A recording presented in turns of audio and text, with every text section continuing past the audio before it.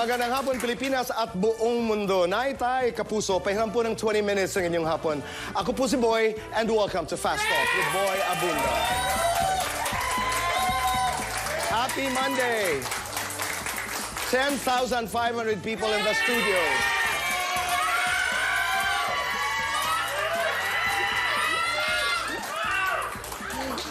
Ang bisita po natin ngayong hapon is one of the most gorgeous stars I have seen in the industry.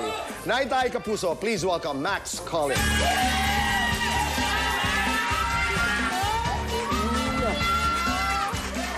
Thank you. I know. Hi. You know, I would stalk you once in a while. Hi, thank I you. would really stalk you once in a while. Nakakaaliw yung mga poses. Yeah. That's an art, no? Yes, it is. How do you do it? So you suck in the fat. Okay, but how do you do that? So suck it in. You don't breathe? And then you don't breathe. How do and you suck in the fat? So like... I have a lot. So, no, I don't see it. That's why black is the best color. So parang so suck it in, and then the butt has to go out. So yeah, so that's how we do it. And then elongate. Elongate. Elongate. And then you kind of like turn a little bit. Para Turn a little bit favor here. cam. And Okay. then just like look pretty. Look pretty. I don't know if this looks good. Tapos hindi pala maganda. Ang ganda mo tingnan. Ako ang nakakaasiwa. I know.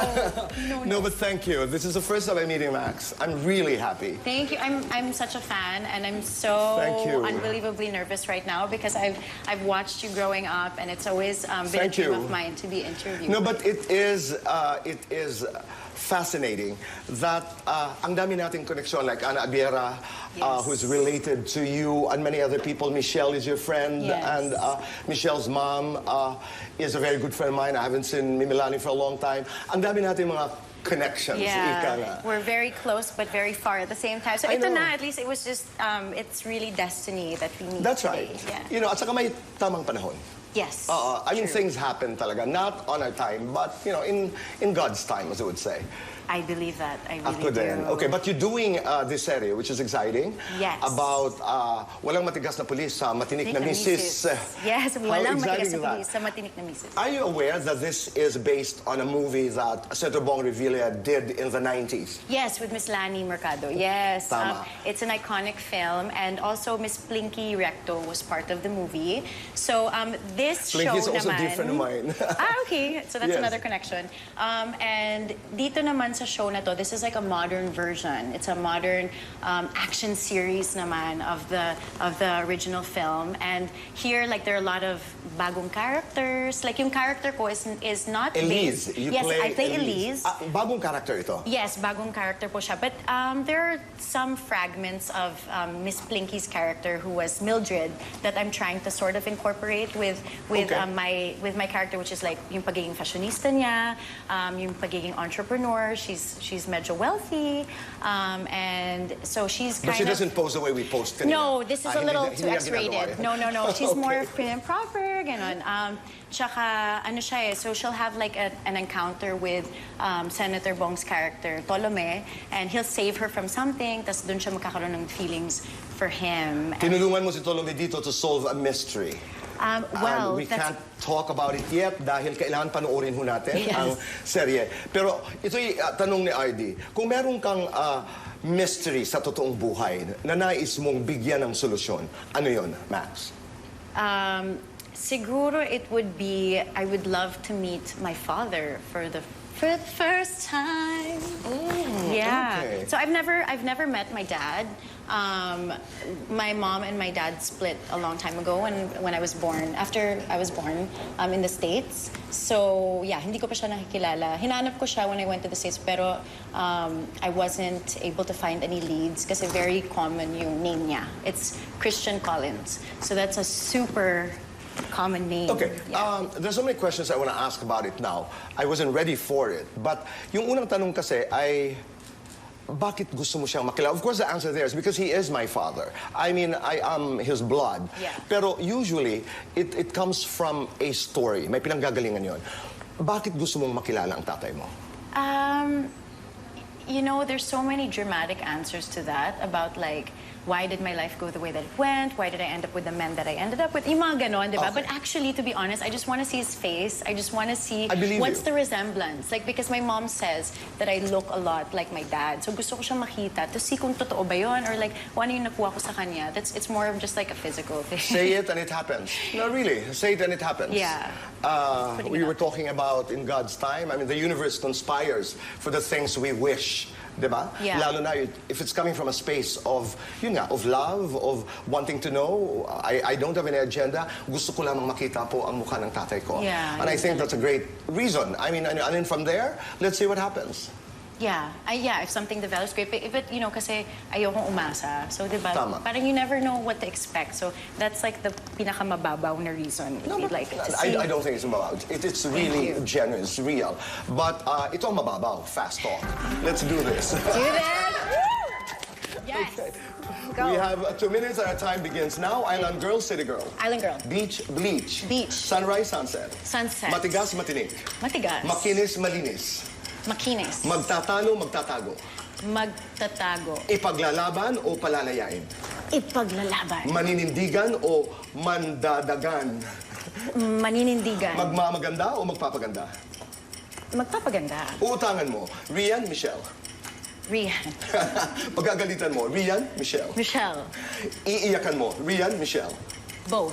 Sa inyong tatlo, sino ang pinaka-sexy? Ako. Sexiest part. Wala na ba yan? Lahat kami lang. Sexiest part of your body. My abs. Kailan ka pinaka-sexy?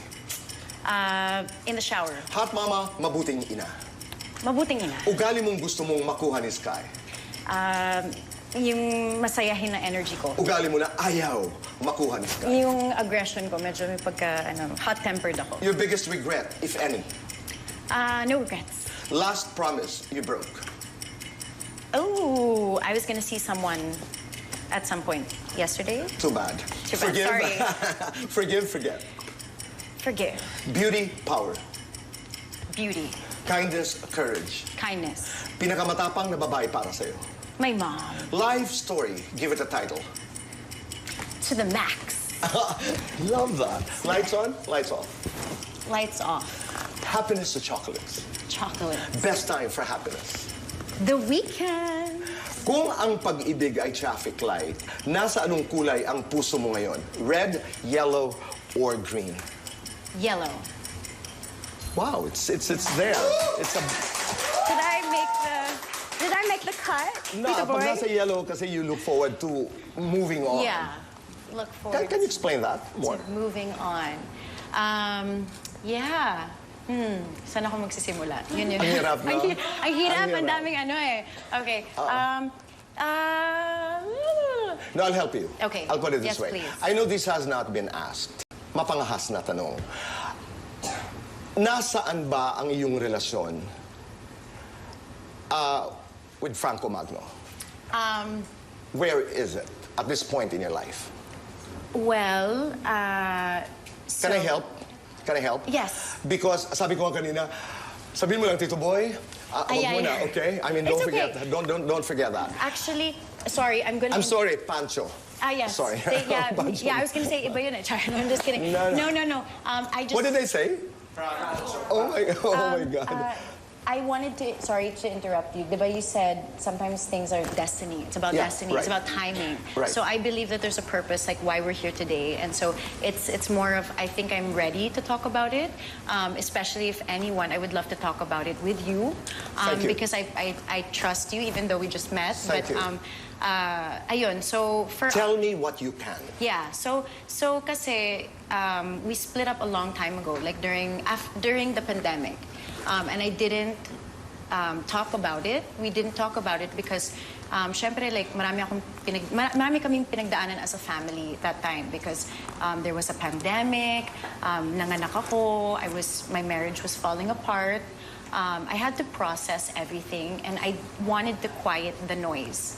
I didn't want to hear other people's opinions, suggestions, comments, because, I mean, artista na po ako, diba? So ayoko naman gawing teleserye yung buhay namin kasi we're not here for like subscribes, and comments, diba? So, ayun, we decided to keep quiet about it. And Was it an amicable separation? Was it difficult?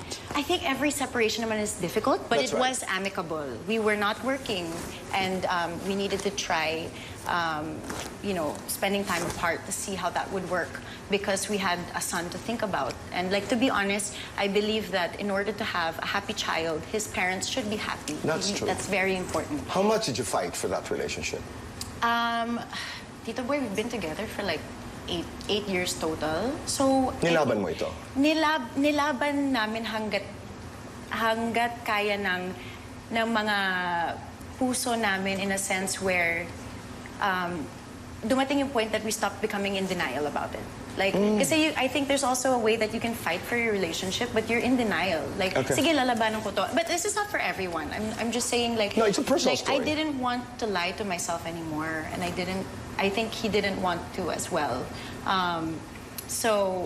So it was a mutual decision. Yes, it was a Ito'y mutual pinag-usapan. Yes. And we got into this stage, we got into this point when tayo nagdesisyon maghiwalay, pero ito'y desisyon ng dalawang mature people. Yes, yes. Considering everything. Considering everything, yes. Yes. Okay. So dumating sa point na yon, and that's why I'm ready to talk about it now because we're in a good place. Like I actually got his blessing to do this interview with you. Thank you. And he's probably watching now, is Sky.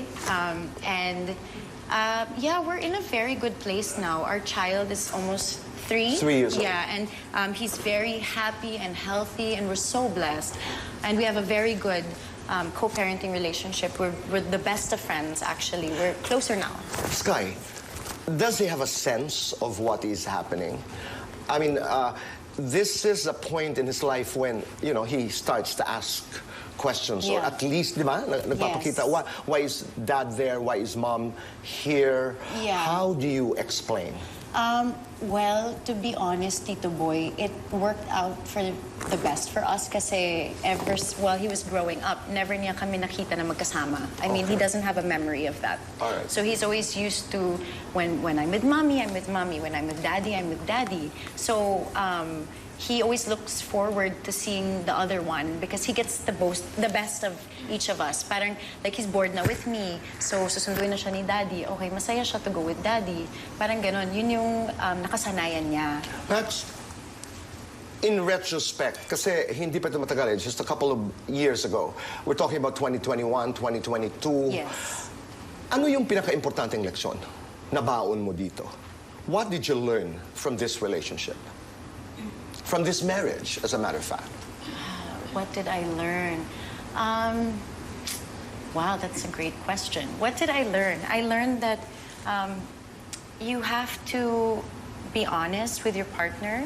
You have to respect your partner enough to, or you have to respect yourself rather, love yourself enough to leave the table when your needs aren't being met. And this does not go for everyone. I'm sorry if I offend anyone, but that's something that I have learned, that I need to love myself more to know what makes me happy and what can make me the best version of myself, because you only have one life to live, Tito Boy. Okay. That's what I've learned. Umiyak ka na? Nailabas mo na? Yes, nailabas ko. Oo. Yeah. Because that comes to a certain point, di ba, na parang ito na yun. Yeah. I was just listening to a friend's story. Sabi niya, hindi pa ako nakakaiyak. Sabi niya, hindi pa raw siya nakakaiyak. Sabi ko, hindi. Madating yun. It's not something that you prepare for. And tomorrow, on this day, I'm supposed to, to wail and cry. So it just happens. It just happened. And pinagdaanan mo Yeah, niya. it's happened. Well, it's happened many times. Kaya nga nasa yellow light ka na eh. Yeah, I mean, I'm not looking for anything. Yeah. But I mean, I'm not angry. I'm not hurt anymore. But I like the yellow because it's moving forward. One of the best traits ng, I just remember this, isa sa pinakamagandang ugali ng mga pating, sharks, is that, I got this from the book of Anderson Cooper.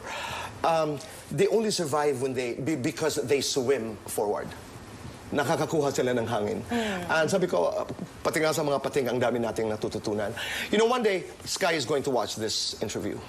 I mean, everything is on the net. Yeah. Diba? He is almost 3 years old.